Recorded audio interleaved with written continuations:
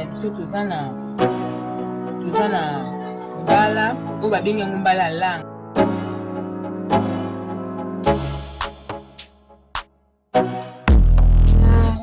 Tomate na mbuma na litungulu nanga na ai na ndembi na mafuta na ngai bila.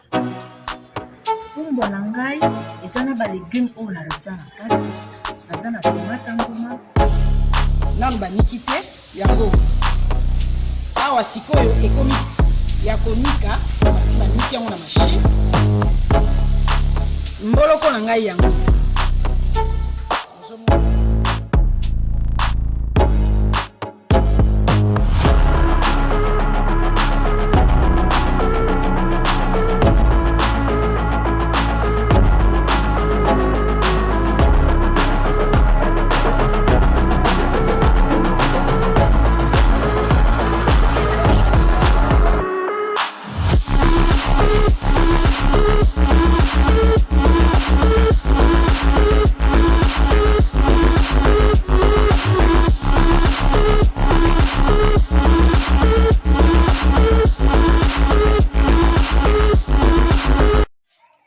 Mbote mama. Mbote papa. Na memeli bandeko balandi recette ya kikalakasa. Eza pe elubu ya kikalakasa. Nde na memeli bandeko oyo balandi ngai na journal elo ngai ketia na fandaka na bibwa. Na memeli bandeko na biso recette pe elubu ya bikalakasa.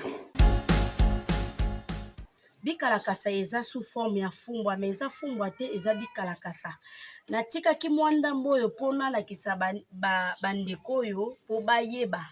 Eza sous forme ya sampu. Bikalakasa yango eza sous forme ya sampu. Yango etambolaka na banzete net marakuja. Nde babengaka bikalakasa bakatelinga yango mike mike na weze on dirait fumbwa. Eza kitoko elambanaka na mungwa mafuta mbila ndembi mwamba litungulu ai na oignon na pilipili ndenge elambelana balambelaka nango.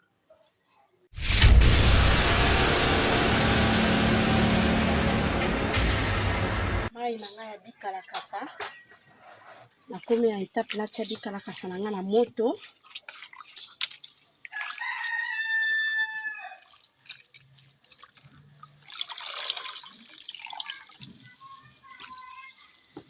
Déjà na pasaki yango.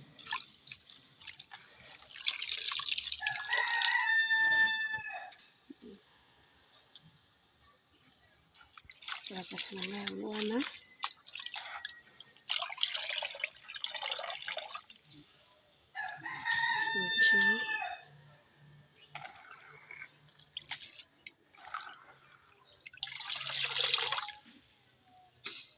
Ok.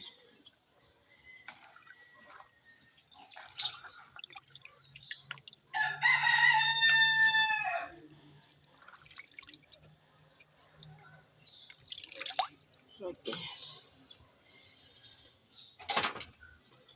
Na zipi ekita nyonso ezwa mwa moto.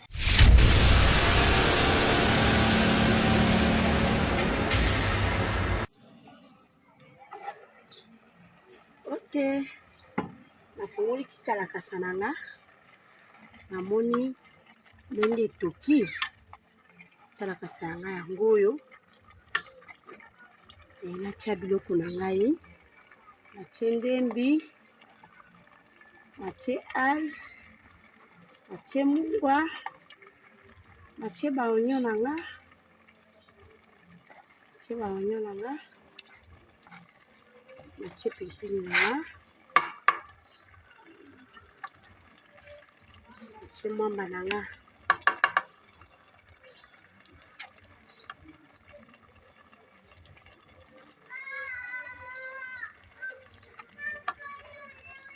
Nazotia mwamba nanga.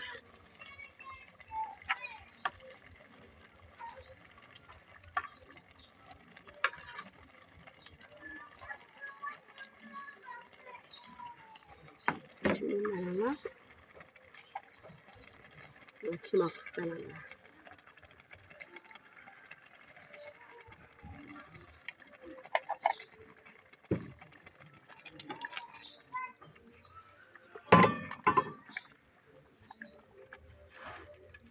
azofina mwamba po misangana na bikalakasa.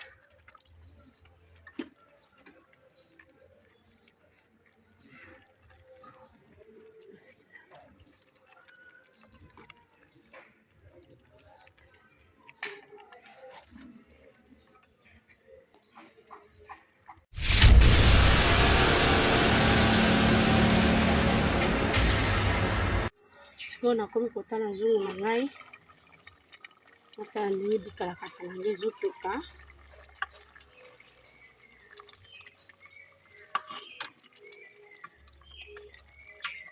Oyo ezotoka nakangi yango po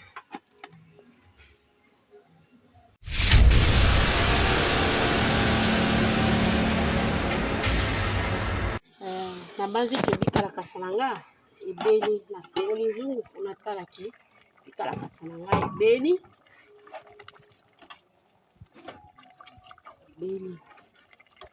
Bikalakasa na nga ebeli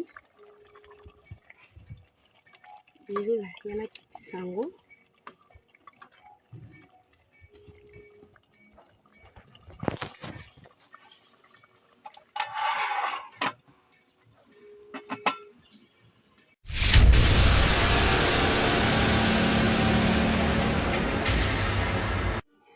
Wow, une grande surprise.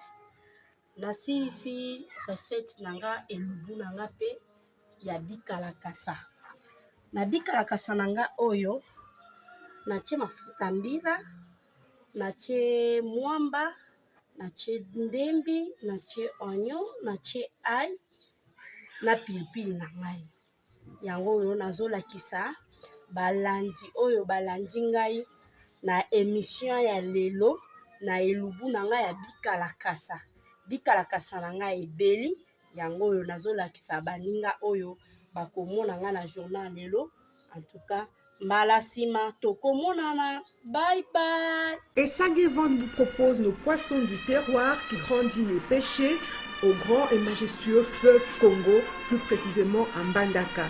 Donc ce sont des poissons congolais de père et de mère. Ba papa ba maman bandeko, bo lembate, bo somba nzombo mongusu, bambisi oyo, ba pala bango na maman na bango azali congolais. Bo benga na numéro 082 63 55 805. Pona ba commande, pona koyeba talo, pe pona koyeba esika nini mbisi ezali. Nous pouvons vous livrer le poisson, donc n'hésitez pas à nous contacter. Peu importe avec quoi vous allez préparer ce poisson, il sera toujours excellent. Goût!